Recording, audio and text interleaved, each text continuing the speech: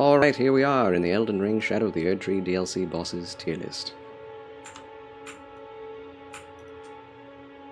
Let me get myself into another corner of the screen, because we do need to see the list.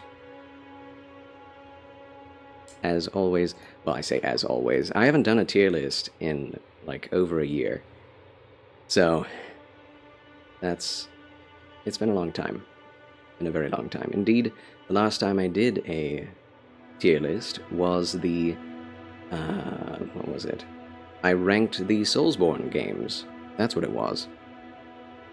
So here we have, and I always use someone else's tier lists, and I always change them a little bit so that the rankings reflect my own opinions and not necessarily difficulty. This one, if you look it up in the Tier Maker website, only showed S for challenge, like the most difficult and the easiest. But I don't really care about difficulty when it comes to Elden Ring or any game whatsoever. What I care about is fun, coolness factor, and that's about it. Although I do think if a boss is too easy, it can lead to a bad taste in the mouth, being over way too fast, and you never really know what they actually do.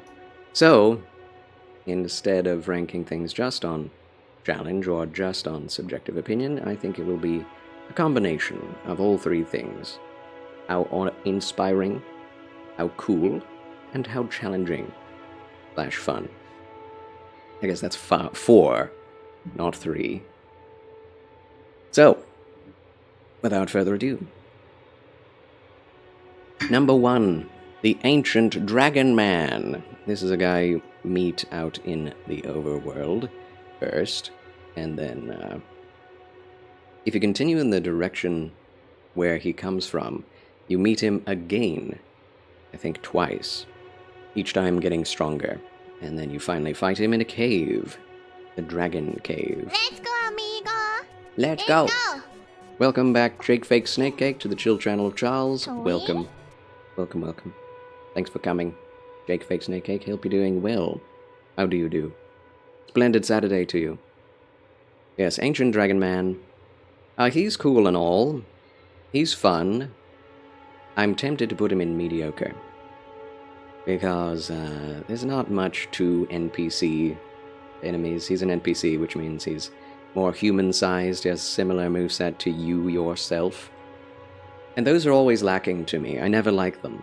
They basically are just basic rolling, attacking, jump attacks, and then one extra special ability.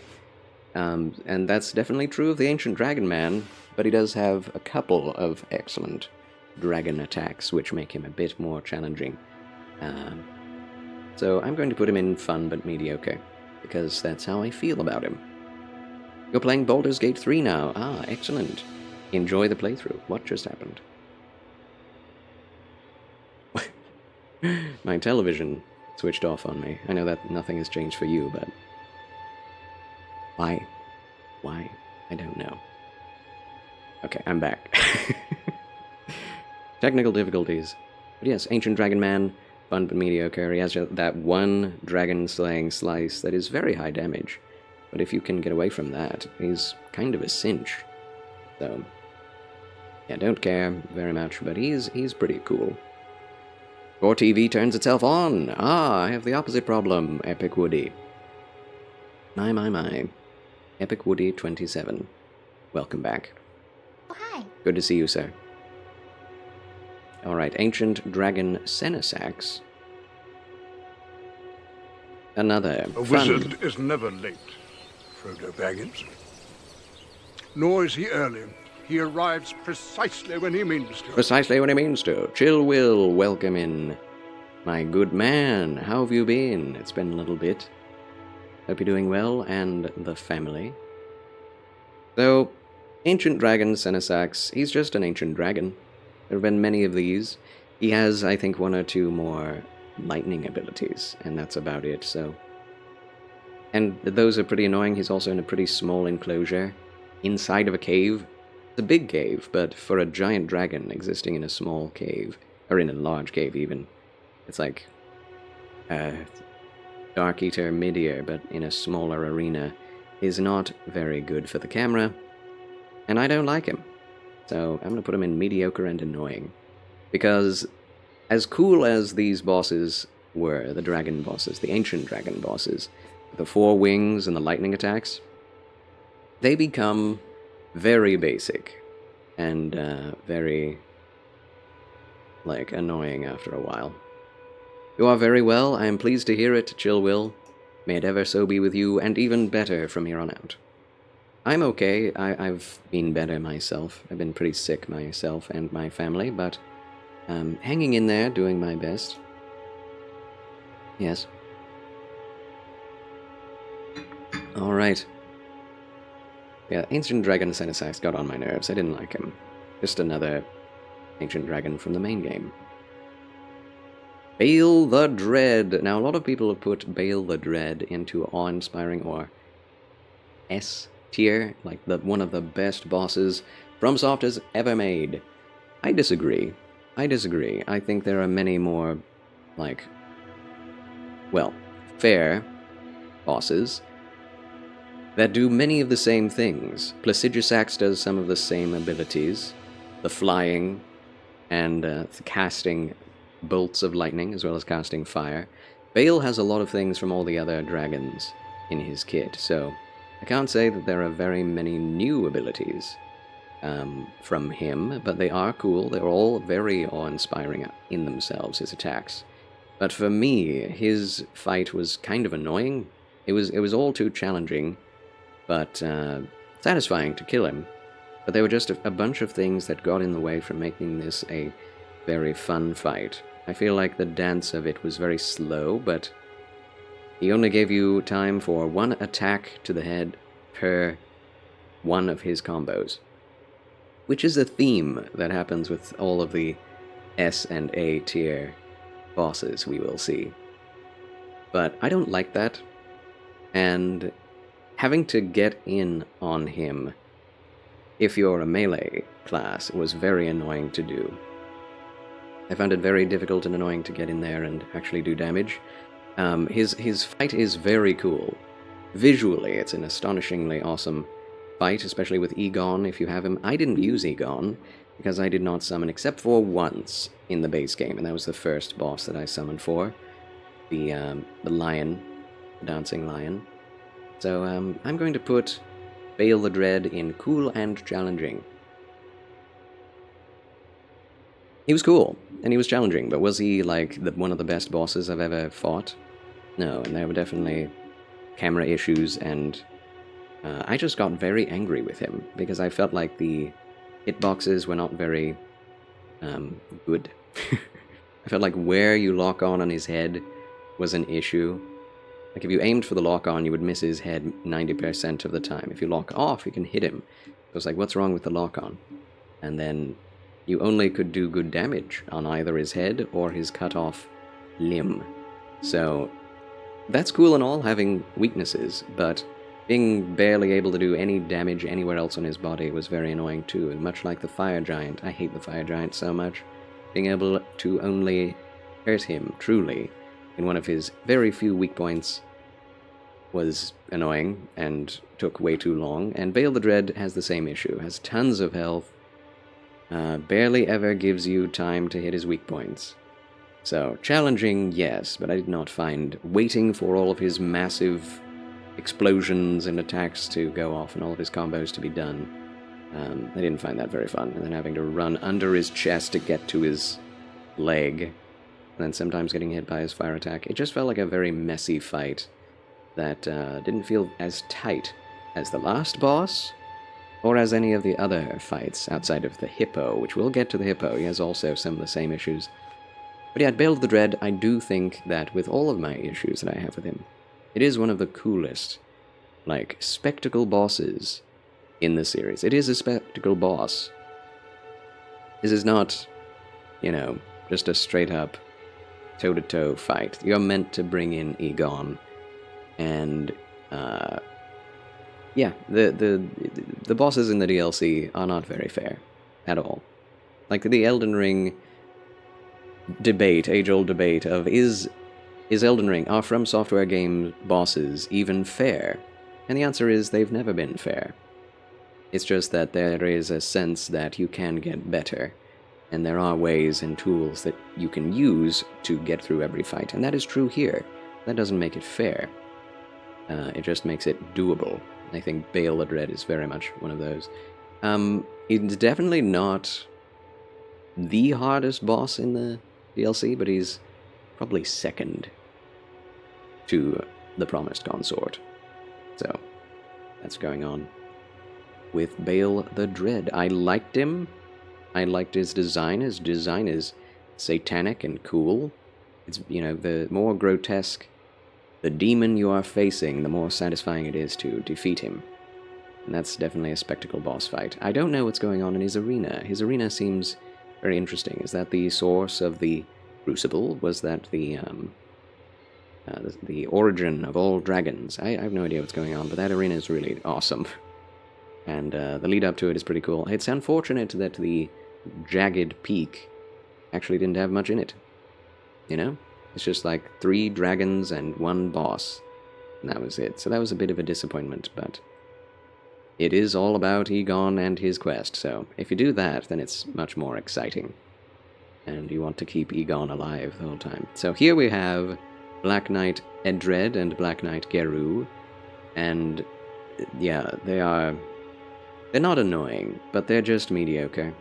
I don't know if I should change this to, like, they're not very fun. I mean, I guess they're fun. It's basic knights.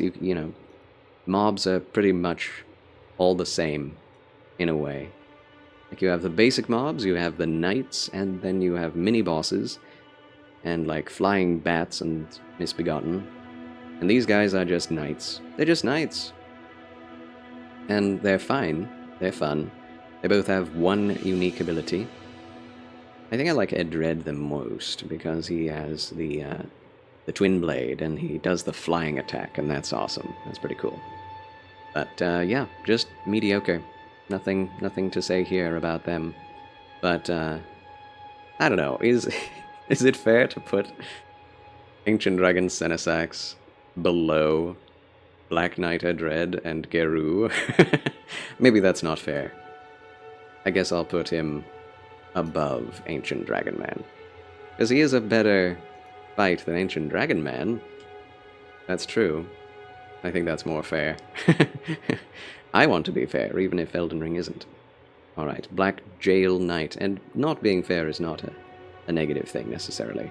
Any boss that is difficult and satisfying to beat is going to be unfair, to a certain degree. Black Jail Knight was the first real boss that you fight. I still consider them mini-bosses, but anything with a health bar and a name on it is technically a boss. So, where will he go? Another NPC. I will say he's much more satisfying to fight than Ancient Dragon Man. He had a bit more to him. Also, he's just guts. He's just a non-wolf blood knight boss. What was that armor set called? I guess it was the Blood Wolf. Wolf of the Darkness that causes him to go berserk. Guts to go berserk in the hit anime and manga Berserk. That was a definite reference. He even has a machine gun crossbow, like Guts has, on his left arm in the manga. And, of course, a moonlight blade-like physical weapon in the Greatsword of Solitude and the Solitude set. It's one of the best, probably the best armor set and weapon you will ever get in the game. And it's the first one you get, so I used that to just destroy the DLC, and it was very fun to do so. So, moving on, we have Chief Bloodfiend. Chief Bloodfiend? I never found him. I don't even Unless it's just one of the basic blood fiends that's buffed up. Because then it would go in fun but mediocre as well. But I actually haven't fought him. I don't remember a health bar with that name. I'm just gonna leave him there in C, mediocre. It's fine. Hold on. Could I put Black Jail Knight? No. Senesax has a lot more attacks than Black Jail Knight. So the more attacks, the more interesting, the more move sets a boss has, the higher they're going to be on this list, because that adds complexity and interest. It's much more fun to deal with a boss that has a lot of things that it can do than just a boss that can one-shot you, you know? So, Commander Gaius, speaking of difficulty and easy bosses or one-shot bosses, Commander Gaius I beat the first try. He just seemed like any other one of the horses, the knight, the riding characters in the game, bosses. And he wasn't annoying either, but I mean, I guess he was cool and fun. I'll put him in B, because at least he had a unique moveset, compared to all of these, which mostly don't. But Commander Gaius, I think, he has a cool design, a weird design. He rides a boar. He definitely reminded me of Gyobu Masataka Oniwa from Sekiro, and remembering that moveset, I conjured up my Sekiro skills to beat him in that first try, which apparently a lot of people had trouble with Commander Gaius, and I don't really know why. I guess his gravity spells are very damaging, but if you use those magic talismans and physical talismans, then you'll be fine, which I did happen to have on at the time alongside one of the best armor sets in the game, so that helps. That helps. So, yeah, I can't say much about Commander Gaius. It's funny that he's not wearing his pants. Well, he doesn't have any legs, so he doesn't need to. But he's an Albinoric, and friend of Radahn, with Radahn's abilities. They fought each other, apparently, and sparred, taught one another things. Count Ymir is another one of the NPC bosses in the game. And I think he's really cool because it's very unexpected. Cool and fun, but very basic. Very basic indeed. I would rather fight Count Ymir than Ancient Dragon Senesax. Partially because he's easier, for sure. E.G. Wife, welcome Oh, hi. to today's Elden Ring tier listing stream. How do you do?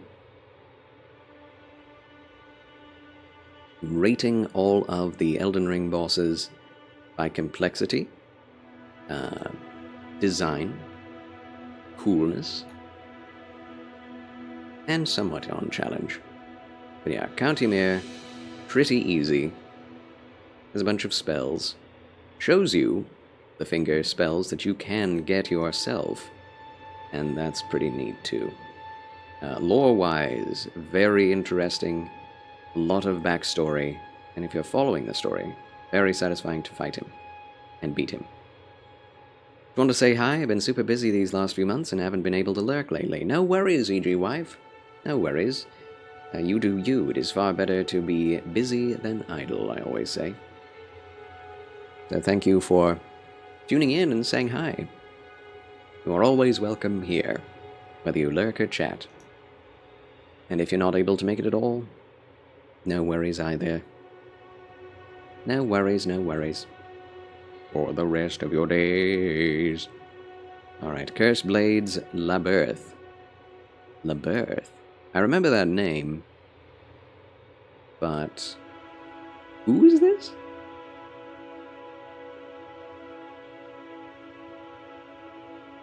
I have to look this guy up, because I do not remember him.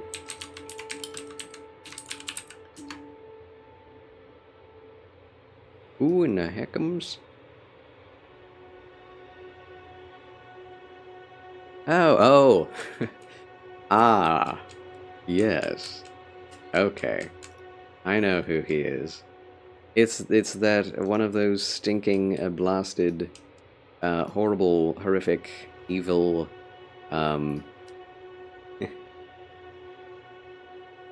shadow monks.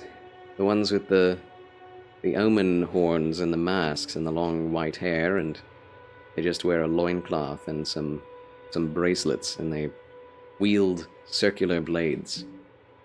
They are annoying as all get out. They're not mediocre, they're just annoying. Every time you fight one of these things, it takes most of your health, if not all of it. It's almost a death, and I hate them. I hate them all. So I'm putting them in annoying. But it's a challenge every time you fight them. It's like a mini-boss, and you usually won't find him as your first experience of him. You find him first in the Gravesite Plain, which is the first area in the game, in the DLC. So he's more likely to kill you before you get to a labyrinth, or to a cave, or to a dungeon, than this being your first time meeting him.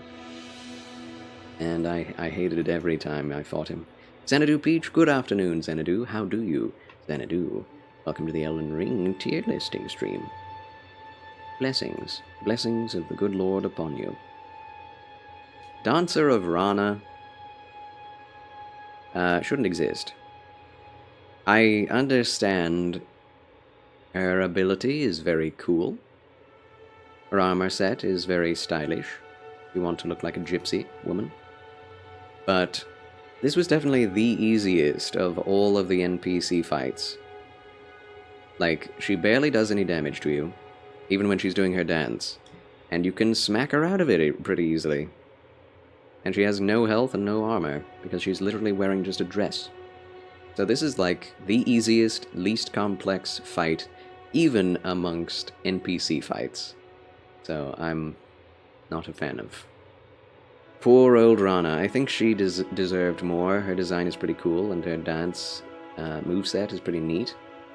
But not worth the difficulty of getting to her, which is finding a secret cave on the front side of a cliff overlooking the water, go down through a cave filled with lobsters, which are arguably harder than her, come up on the other side of the cave onto an island, also with crabs, giant crabs that are arguably harder than she is, and then you fight her, and it's like one of the easiest fights in the game. That's for me anyway. I think she's so easy, so basic, that it's just like, she should have been at the beginning of the game herself instead of Black Jail Knight, because I think she's way easier. I don't really understand why in From Software games they always put some of the harder things and best items at the very beginning of the game. Very, very unusual design, but not knocking it, it's just weird, and I don't get it. But yes, Death Knight version 1 is next. Which one is version 1? Is this the two axes? Where is Death Knight version 2, then? I must read. Death Knight version 2 is right there. I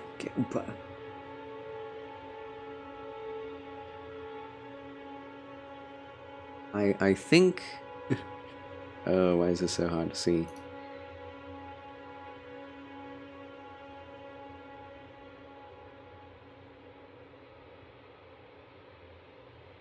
Yes, this one, the first one, version 1, is indeed the double axe man. So, I'm going to be putting him in cool and fun. I think both of the Death Knights were very cool and fun to fight. They also had a very low health pool, but the things that they are capable of doing are fascinating. I don't remember which one can do what, but I think I liked this guy better, the Halberd Knight. I'm going to do a Death Knight playthrough one of these days, because these guys' designs are so inspired. If they had way more health and way more abilities, they would go in awe-inspiring. But unfortunately, they're just dungeon bosses, and dungeon bosses have to be easy for some reason. But they can grab you and do lifesteal, which is very interesting, because Skull Knights always do lifesteal in Souls games.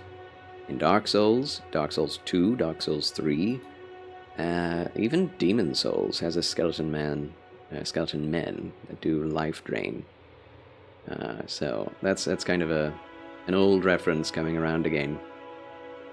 Further cementing in my mind, anyway, in my theory brain, that the Soulsborne Elden Ring universe is all connected.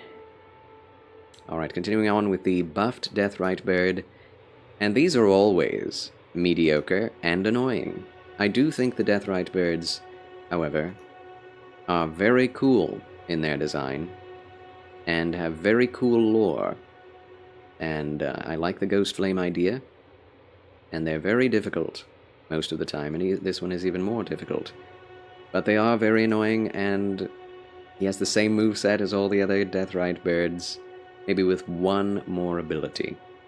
And that's not enough to make them not annoying, right? If he had a lot more going on, had a new flare, a new color of Ghost Flame or something. And I don't remember the reward being very interesting either, but there you go.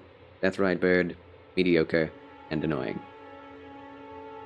I didn't like that fight. I liked finding him, as it's cool to see all of the grave birds flying around in the entirety of the DLC, and referencing Deathrite Birds, and then you find the Deathrite Bird, but it's a very mediocre fight, and if you fought any of the previous Deathrite Birds, you're not going to have too much of a different or interesting time fighting that one. So, boring! Demi-human Queen Mariga, not Merica, Meriga. Seems like the demi-humans were tampering with their genetics and trying to create their own gods and goddesses, and they failed. I don't know that they're annoying, but they are very mediocre. Maybe they shouldn't exist, right? Maybe they shouldn't exist, because they're so easy. I like their design a lot, but they're just, it's nothing. It's nothing. They have, like, less health than any mini-boss, and they do so little damage. So little spell damage. I did die to this one once, though, because I got hit with the magic shotgun blast while I was fighting some of the other little demi-humans. But, you know, having a one-shot blast does not a good boss fight make. And they basically have nothing else. They go into a rage in Phase 2, but the phase is even easier than Phase 1, I would say. So there's just nothing to it. I like their design, but it's a very disappointing fight after you get past the look. Like, they're very freaky looking, but their design does not befit their actual abilities. Alright, Demi-human Swordmaster Ons is cool, but he is mediocre. He's very cool. I liked him. I liked him a lot. I think I liked him more than Ancient Dragon Senesax, because at least he has a unique ability pool. You know, maybe I'll put him in cool and fun. He was fun to fight, but he was just super easy.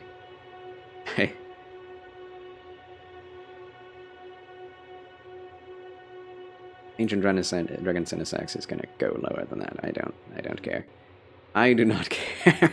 I hate him so much. He was so annoying to fight. Just like, okay, he's too big to see, hit him in the legs until he's dead, and avoid the lightning. The end.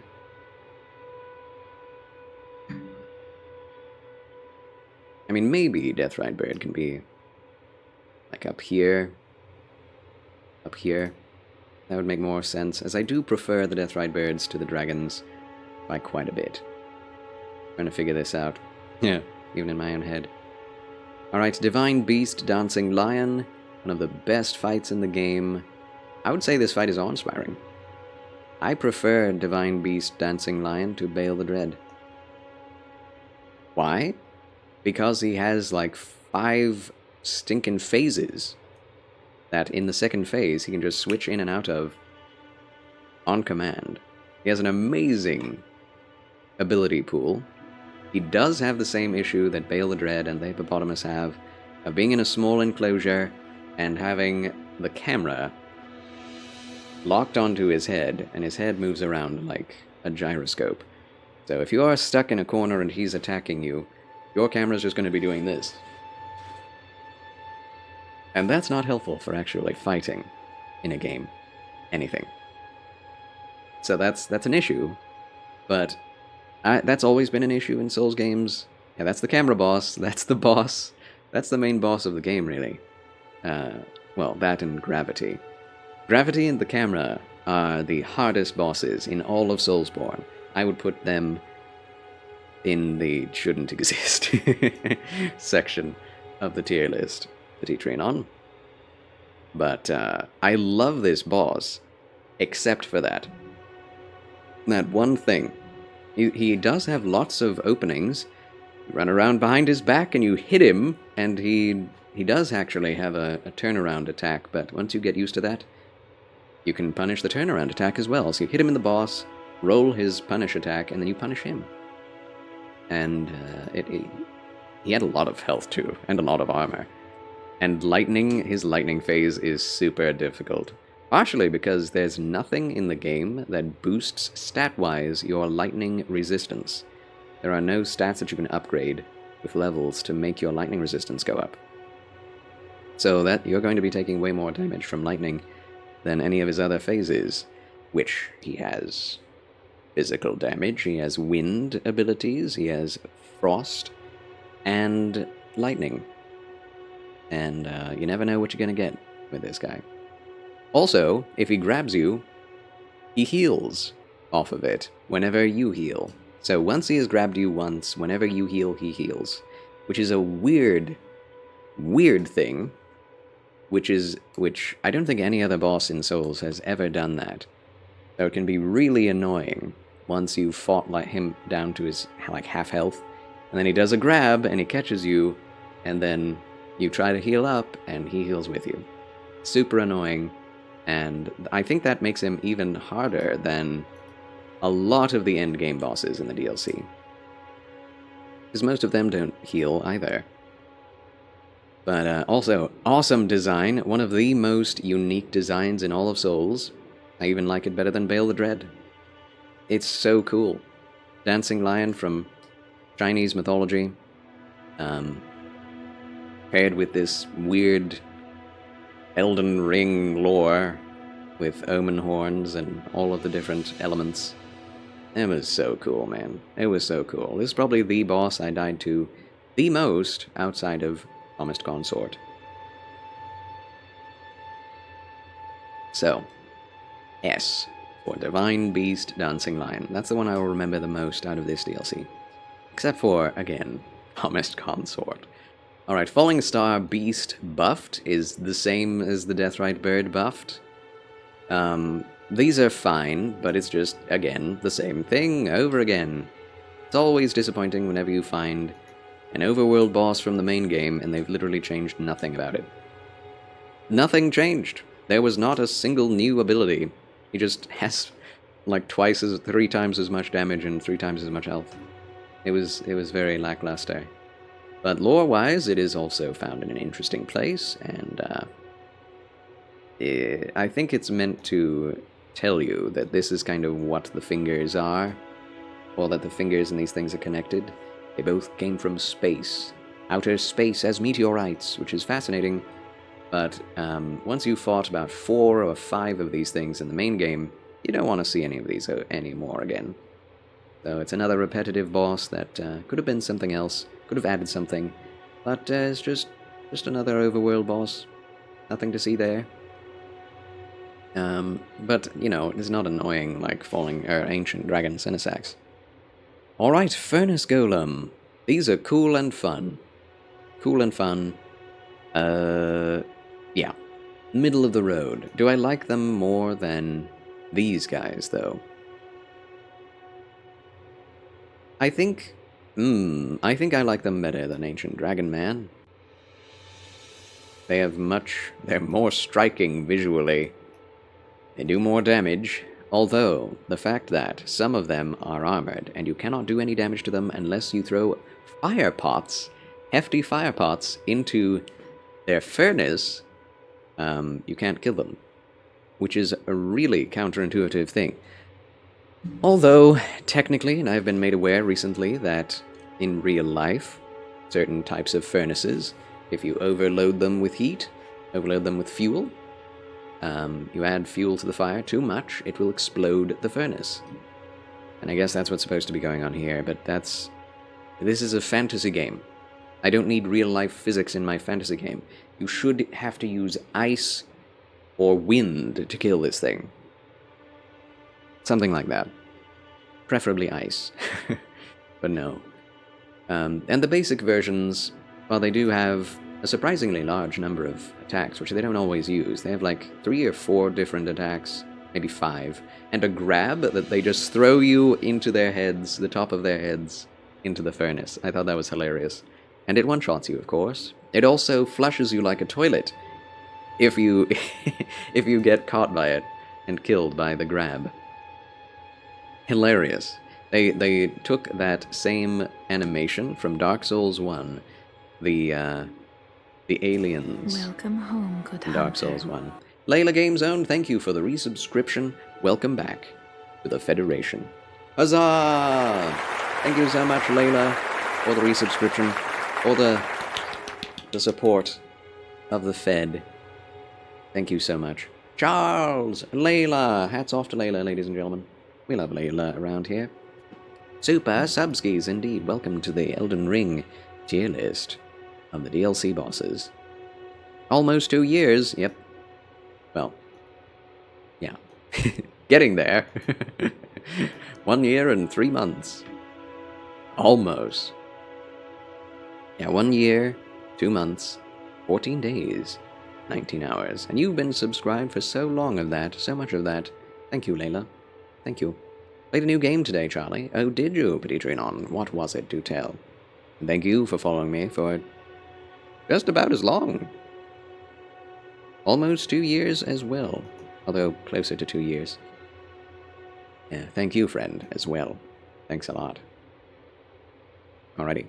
Ghost Flame Dragon. I love the Ghost Flame Dragons, but they're not very much more interesting than the usual dragons. Fun but mediocre, I think is definitely true of them. Their visual design and the fact that they have multiple new abilities and a new frenzy attack, I think bumps them up to cool and fun, not just fun and mediocre. So, gotta support the Charles, gotta support the Charles. Railway Empire 2, just another tutorial, but I want to return to it soon. Railway Empire. Yes, well let me know if you're having fun with that. Ghost Flame Dragon version 2, literally the same. There is no difference with Ghost Flagon... Flagon? Ghost Flagon Dragon. Ghost Flagon... Ghost... Flame Flagon. Dream Flagon. Anyway, he just has more damage. That's it. No difference. You fight him in the oh boy, what's it called? The coast. Not Crimson. We have the Flask of Crimson Tears and the Flask of Cerulean. The Cerulean Coast, yes. We have the Cerulean Coast Ghost Flame Dragon. He did summon skeletons, which made the fight annoying.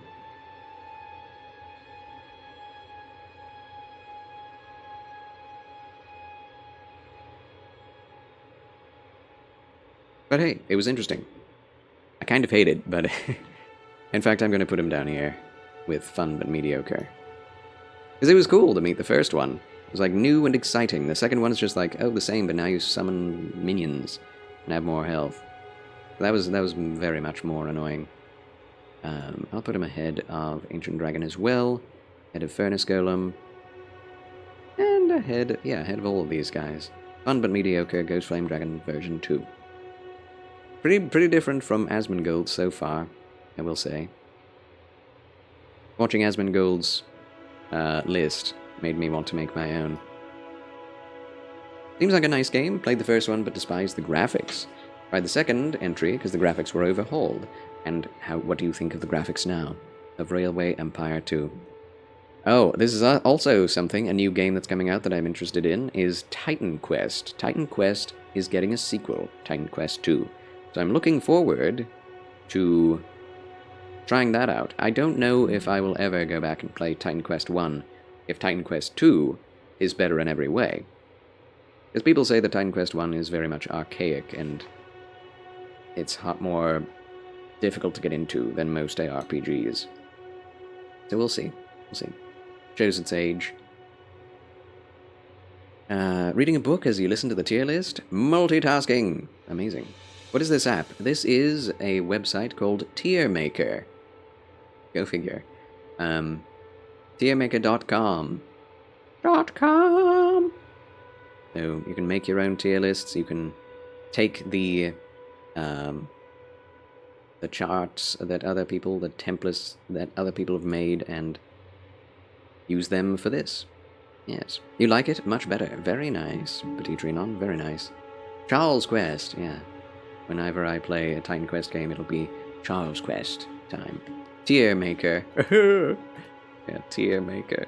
Did you know a trade expedition of the Arabs to China could last at least 18 months at minimum? I bet.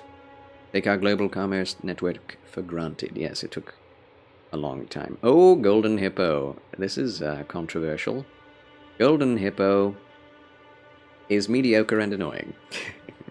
I think most people would agree with that. I'm not sure whether I should put him in just annoying, as I do think he is above bad. I think I should put bad and annoying. Bad. Yeah. I think Golden Hippo is not bad. I think the camera and coupled with the smaller arena makes it bad. Because when you fight these guys out in the wild, they're fine. They're hardly even difficult. But this guy, the boss version, the castle Shadowkeep, first boss of Shadowkeep, is just annoying. He could be fun if the arena were bigger. His moveset is weird, so you're going to be hit by a lot of it. He has massive hitboxes, which are larger than himself, and he's huge already. So it's very much a Dark Souls 2 boss in Elden Ring. Very difficult to figure out what the hitboxes are and when they are out, you know? So it takes a long time to understand what this guy is doing, even though he should be really easy, and it's because of the weird hitboxes and camera that anyone has had any difficulty with this guy. I love his look, though, and I love his weird flying hippo with quills design. Fascinating. Very much connected to the Crucible lore, and I love it.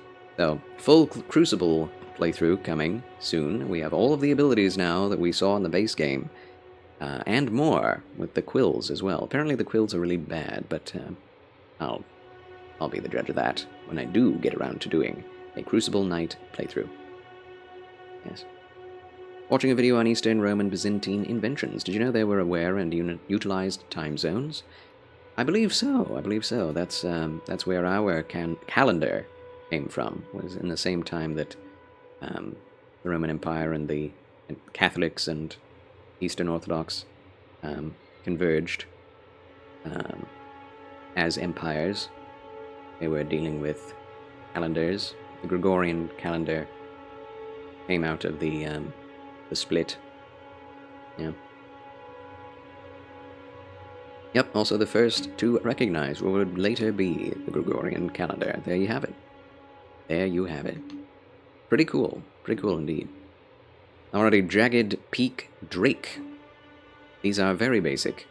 Mediocre. Yeah, nothing to see here. I like drakes, though. I like fighting drakes. They're fun. In fact, because of the fact that they are not as large as Ancient Dragon Senesax, and the camera can work with them easier, I enjoyed fighting them way more than Ancient Dragon Senesax. Yeah. The Lamenter. This is a very interesting one that I don't think even fits on this list. He's super easy, he has no health, and he has weird, really weird abilities. He has no armor. I think he just punches, but when he's not punching, he's doing the ram butt attack, which makes his head huge. He also can throw multiple of his heads at you.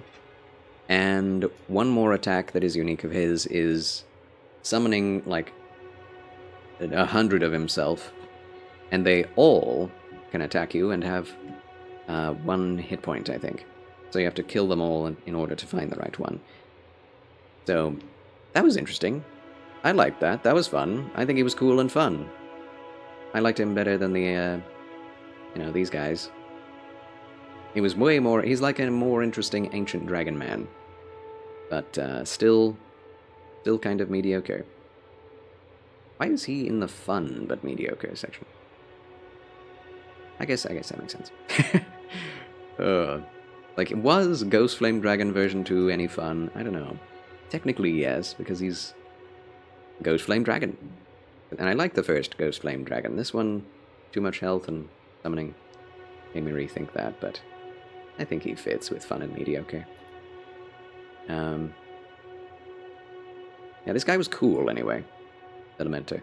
Super easy, but cool. Mesmer, the Impaler. We finally got around to him, friends. The one with the 18-inch figurine, as well as the helmet and the namesake of the DLC, basically. Well, I say namesake, the poster child of the DLC. Mesmer, the Impaler, is an awe-inspiring fight. I think I enjoyed him the most out of all the bosses in the DLC. And I think he was put on the front cover of the DLC for very good reason. Very fun to play against. A lot of attacks, a lot of abilities. I don't even know them all. Both in first phase and in second phase. He keeps some of his kit in the second phase, but he complements it with all of those giant snakes. And like I said in the fight itself when I first saw them, Bloodborne! It's the Yharnam Shadows snakes. The same animations. I'm glad they were able to actually use and reuse those assets to create an actual boss fight. It was really good, really fun, reminded me a lot of Bloodborne. Also, his speed is very much Bloodborne-esque. It was really fun to learn his attacks and beat him. It was just the shiawase, as they say in Japan, in Japanese. Total happiness playing this boss. It was not as frustrating as I thought. I beat him in 6 tries, I think. I died to the Divine Beast more than Mesmer. I died to the Divine Beast about a dozen times, because I hadn't gotten many Scadutri blessings yet. But I really enjoyed Mesmer the Impaler. Like, so much. He may be my favorite out of the entire DLC. So, alright. Mitir, Mother of Fingers. This was awe-inspiring, but it wasn't super interesting. But there's something off about this boss, that it's supposed to be the daughter of the cosmos itself, but rotten and made weird. And it wasn't as hard as I thought it should be, and I don't know, I expected more from the fight, considering its lore. Like, I think this should have been one of the hardest bosses in the game. And it's not. It has some really annoying laser attacks. But, it's not quite awe-inspiring. It has one awe-inspiring ability, where she goes up into the sky, spins around, throws a void attack at you, a void bubble, like a black hole, and then spins around in a whirling dervish and attacks you with that spin to win. And it's crazy. I think it's a very funny boss, too. Like, it flicks you away with its literal fingers. Very disgusting as well, and very interesting lore-wise, but they also did not add enough lore to make us understand whatever she is, why she exists, why she's here, why she's rotten and bad. Like, what's going on? Like, this is the version of the Elden Beast that was, like, rejected or something. But why, and how? It's obvious that this is the magic version of Elden Beast. And holy was decided instead of magic, for some reason. Veggies and cup of noodles are mid. I agree. It's a good idea to have veggies, but they're not real veggies, are they? They're all too squishy and... yeah, gross. They're, like, not real. They're not real! They don't actually exist! They're not real vegetables. You know, adds texture, I guess. Even if you don't like the texture. Yeah, dehydrated veggies. Rehydrated again. Zombie veggies. Zomgies. Bombies. I don't know. Midra, Lord of Frenzied Flame. I love Midra. Midra's fun. He's not as good as the Divine Beast, but he's fun. I enjoyed him way more than Meteor, Mother of Fingers. Very iconic boss design. He is what you become at the end of the Lord of Frenzied Flame playthrough ending. You get the Lord of Frenzied Flame ending and you become Midra. And it's interesting because that shows that there can indeed be multiple Lords of Frenzied Flame out there. And you get to fight him, which is crazy. Crazy. He did not become the Elden Lord, but he became Lord of Frenzied Flame. So he was not accepted upon the throne, as he did not defeat the Elden Beast yet, but I think he could have if you were not able to beat him. Very cool abilities. He does way too much damage, and he doesn't... I mean, the thing that makes this fight somewhat fair is the fact that he doesn't have very much health, but his damage, man. Oh my gosh. You have to heal so fast after he hits you, because it's basically one-shot damage, or two-shot damage, no matter what. And Frenzy on top of that, so... very interesting. Very interesting fight. I love this. This is like... In terms of lore and theming, this is my favorite boss. I've always loved the Frenzied Flame idea. It's so cool and metal. Of fire that would burn the entire world. Empowered by faith in nihilism. It's like, it's crazy. It's crazy. Alfie sips. The Putrescent Knight. Oh, he's just a little guy. He's an adorable little guy. I like him. I like him a lot. I would put him in cool and challenging, but he's just at top of cool and fun. He's the least... Well... I think I died to him once. I think I died to him once. I either didn't die to him, or died to him once. And, he does have considerable damage. He does frostbite damage. He is the ultimate Ghost Flame avatar, you know? The one who wields Ghost Flame and Frostbite the best. And I love his weapon! I love his ability to throw that thing. It's the same asset and model as the, well, it's based on the same skeleton, if you will, as Bloodborne's final DLC boss. Which is, what's his name? Orphan of Kos. Yes, the Orphan of Kos uses a similar ability, weapon, and some of those weapons are also utilized in this DLC as well, in the Putrescent Knight fight. I love his design so much. It is so out there. He has no feet, he has no extremities, he has no hands or head. It's all replaced by putrescence. His head is a ball, a marble ball of human... I think it's pus of man, honestly. I think it's darkness. And he's in the mid-year boss arena. It's filled with water, it's purple, it's a cave that you have to fall down in order to get to. It's just the same place. So I literally think that the map of the DLC is located in the ringed city, at the bottom of the ringed city where Midir is. But as a fight, he's just a knight on horseback again, but with Ghost Flame abilities, and a really cool boomerang. Unfortunately, when you get his weapon, you can't boomerang it, you can't throw it. It's so sad. It's just a wacky hammer thing, and it's like, it's such a missed opportunity. I do wish they would have given us the ability with the L2 to do a boomerang attack, but oh well. I do like his putrescent abilities that you get. I'm using them in my Ghost Flame playthrough now, so stay tuned. Eventually, I will be getting back to that. I don't know if I will be tonight. I don't know if I have the energy for that. But I love Putrescent Knight. He's so fun, he's so cool, but ultimately, one of the easier bosses in the game. Which is weird, because he's at the end of a quest line. I was like, okay. I do find the entire DLC to be much easier than people made it out to be. But expectations actually change reality. Perception of reality. Expectations change the perception of reality. And so everyone's saying that this was the hardest game they've ever played. I can't beat it, it's too hard, it's badly made, that's why it's hard.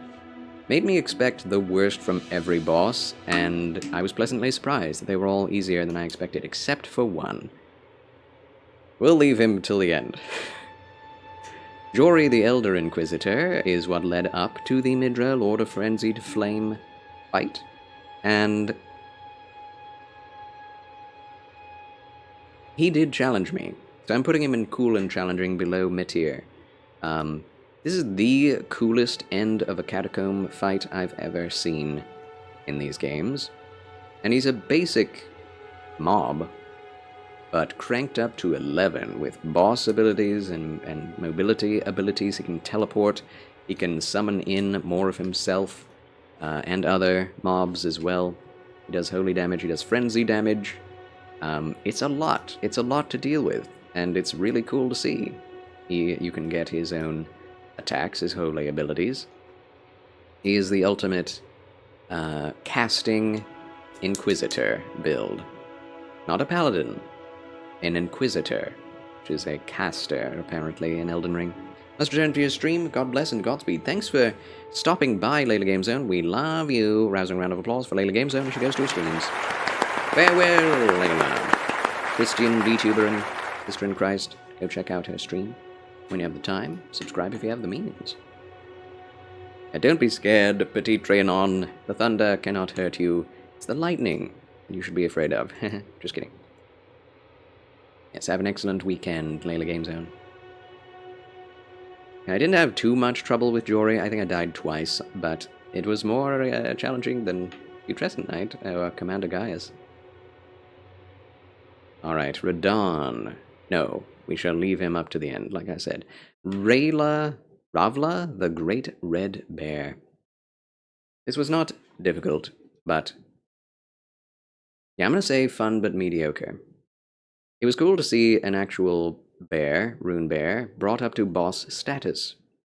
That was neat. But it was very mediocre. Going to put this on YouTube? Yes. Yes, I will. Yes, I will. So say hi to YouTube, friends. Alright, Red Bear goes right behind him because, of course. Well, actually, no. Furnace Golem, well, yeah. I did die to this guy once, so he does deserve a good place in smack dab middle of mediocre. I'm on the tubies. I'm on the tube. Alright, Rillana Twin Moon Knight. This was another excellent one. I don't think it deserves awe-inspiring, but it was a good fight. It was good. I think I prefer her to Metyr, Mother of Fingers. Yeah. The music stopped. Because we've been going for over an hour. Whoa. Whoa. Okay, back to the Middle Ages music then. So. I don't know if that's too low. That should be fine. So. Rillana, not Renala, is basically just Pontiff Sullivan combined with Dancer of the Boreal Valley and Renala. And that's very fun. I had the most amount of fun fighting her out of the top, 5. In terms of fun, she takes the cake. Under Mesmer and Divine Beast. But she was way easier than I expected too. You can get behind her and she just misses you most of the time. Also, if you're jump attacking, attacks go over your head while you're on the ground. She has a lot of dead zones. So if you can advantageously, take advantage of those, you will have lots and lots of time to do damage. Even in second phase, that's true. So it's very hard to figure out, but definitely easier than you would think. The moon drop is a guaranteed kill, but you can definitely jump that. And it's fun to jump, fun to learn to jump it. Triple juggle is hilarious. Double moon drop. And then followed up with a third attack, which you're not expecting. That finishes you off. If you're not already dead. But yeah. Very cool. I wonder what the blades are like. It's funny, it says in the lore for her weapons, in the item description, that this is with her swords, this is the only time flame and magic or moon magics ever came together. And I'm like, what is the Sword of Night and Flame? Chopped liver? What do you mean? What do you mean? So, but anyway. Also, her armor is really, really cool. Just such coolness going on here. Very much another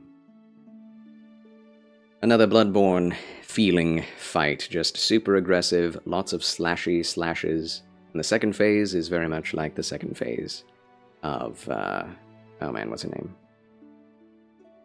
The Astral Clock Tower woman. I know her name. Maria. Lady Maria of the Astral Clock Tower in Bloodborne has some of the same moves and some of the same, delayed fire attacks. Slashes once with the blade and then fire trails behind. Very, very cool. Alrighty. Continuing on, Rugalea, the Great Red Bear, is literally just the same as Ravla, the Great Red Bear, but, he's more red, so he gets bumped up a notch. Really nothing to see there, just another one of those. Which is sad, because I would like more unique overworld bosses. But we did get more Omen Horn Dragon variants of the Great Red Bears. That's neat. Romina, Saint of the Bud. This was a very cool fight. Very cool indeed. Not awe-inspiring, by any means. The attacks did seem to be quite limited. Seemed like a mini-boss on steroids, like overly designed mini-boss. But very cool. I think I like her more than Jory. Yeah, so similar to Meteor, I feel like this was a missed opportunity. They could have done a lot more with the Scarlet Rot, and with her had dialogue. There's some missing dialogue in the game from Romina, which means that the actress who played and did that line, you don't get to hear what she did, even though she got paid. But, very satisfying to see what the Rot God might look like. Also, cool backstory of a woman burnt in the fires of the Crusade, calling out to the Rot God and being answered, and growing into this crazy centipede scorpion demon that can summon butterflies that do Scarlet Rot damage. And she does a lot of spinny doos and jumps and grabs. It's crazy what all the visuals are, but she doesn't do very much damage and she doesn't take much damage before she dies, so very easy fight for me. I don't know about the rest of you. Let me know. Did you have an easy time with this? Ladies and gentlemen, do let me know. Alright, Skadu Tree Avatar is next.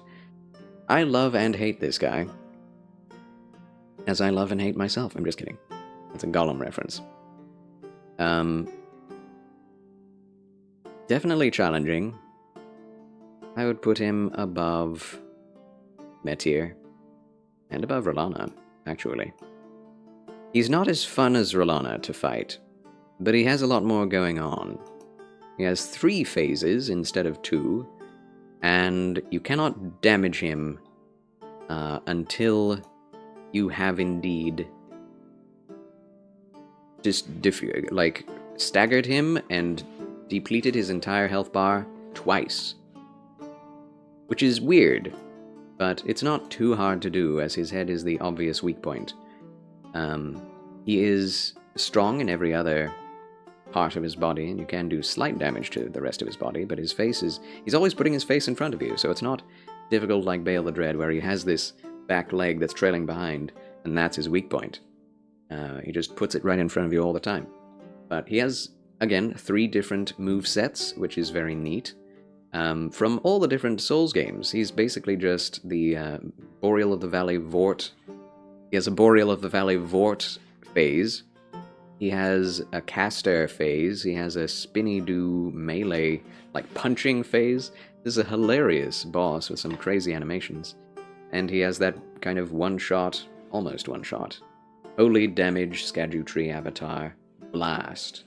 Which is really cool to see. Really cool to see. I love it. Okay, so that's the Skadutri avatar. I had a lot more difficulty from him than with Relana, or... He was difficult. He gave me a lot of challenge. He gave me a lot of deaths. I don't remember how many. But it was good. It was a good fight. I liked Skadutri. He's crazy. He also gives you a crazy weapon, too. Alright. The Sentinel ×2 buff. Tree Sentinel. This is, like, we already ranked him, and he was pretty good in the base game, but fun but mediocre. What do you mean? What can I say? It's cool that there's 2 of them, but I wouldn't say that that's like a separate boss. I don't know. This was... We already have a double Tree Sentinel in the base game, so it's... I don't know. It's just the same boss over again. It was cool, lore-wise. They're set up to guard the Shaman Village, the secret of Marika's homeland. But, fun but mediocre. Nothing more to say there. Rakshasa was interesting. All gas, no brakes, massive, oversized, like Naginata, the giant katana. A great katana, as they call it in this game. He's about as difficult as all the other NPC bosses, but he's definitely a lot harder than the Red Bear. Yeah, fun but mediocre. Easy to kill. You are meant to be able to kill him easily so that you can get his armor.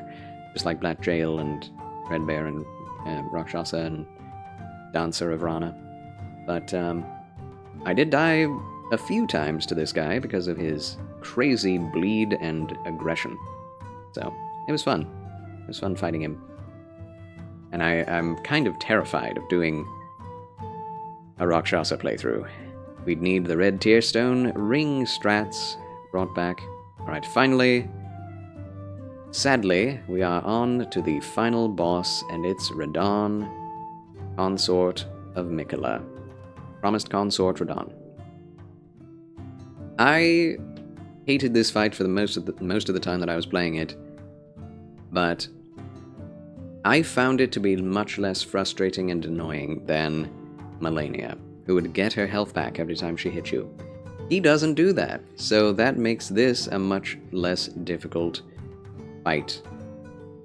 Perspective-wise, it's obviously true that he has way more health and does way more damage, has way more abilities, especially in second phase, than Malenia.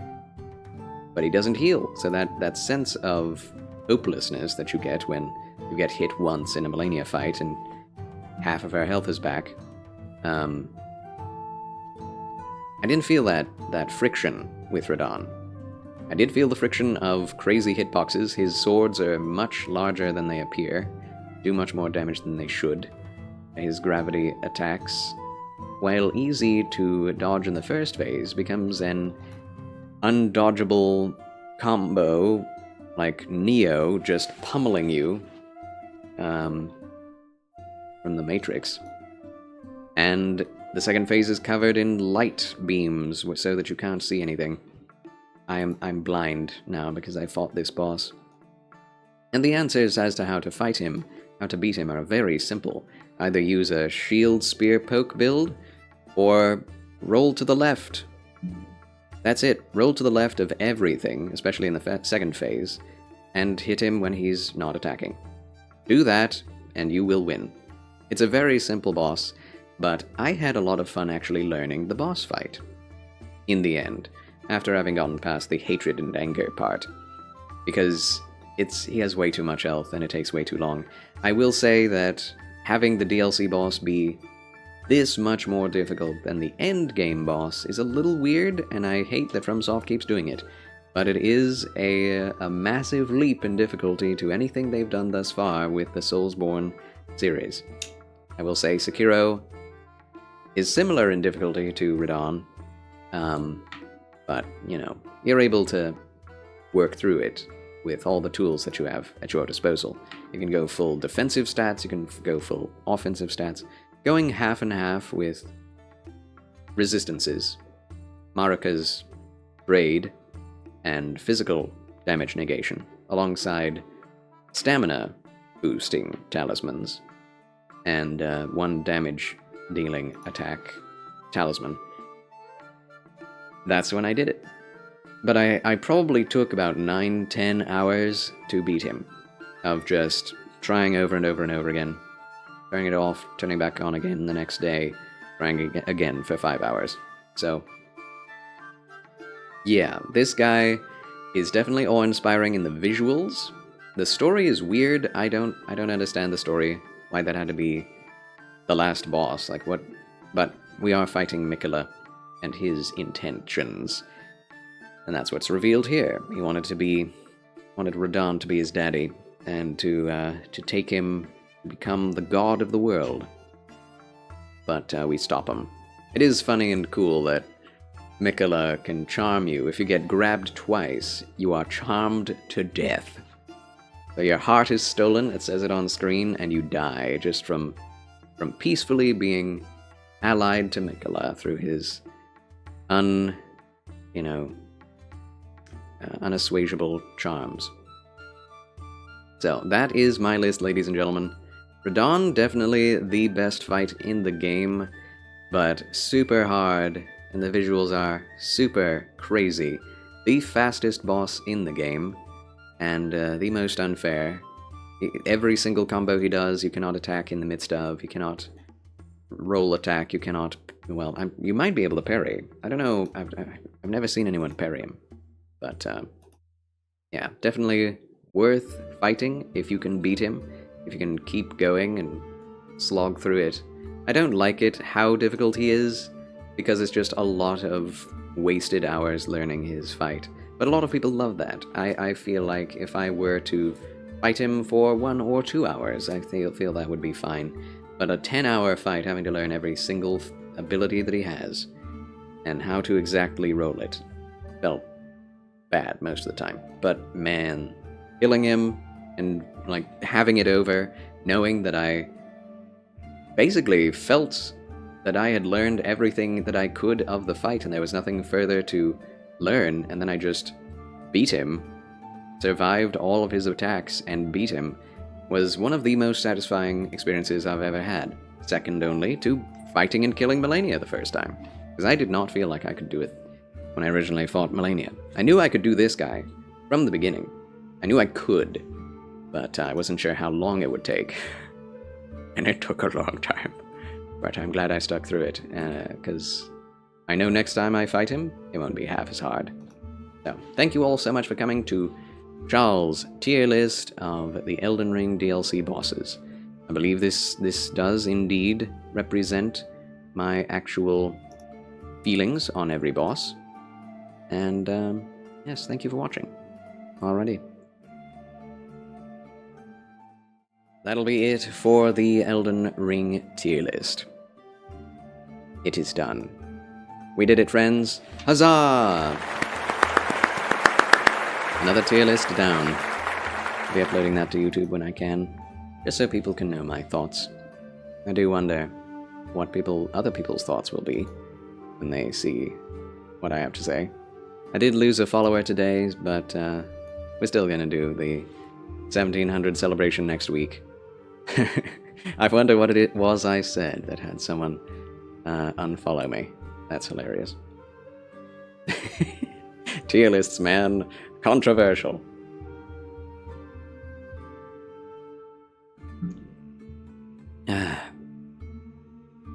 Alright. Yes, yes, yes. Sad that Europe was in a dark age when the Arab trade was most active. The end of the Roman Empire was a huge hit. They took centuries to recover. True. Super tier list sanctioned by the Super Charlies. Thank you, Petit Trianon. Thank you. Yeah, I don't know that I have any further energy to do anything else today. I'd like to thank you all for tuning in, for those who did. And it was kind of an unusual stream for myself. But I've wanted to do this for a long, long time. So I've finally done it. And I love the DLC. It's great. It's not my favorite DLC. I do believe that Bloodborne is my favorite one, for sure.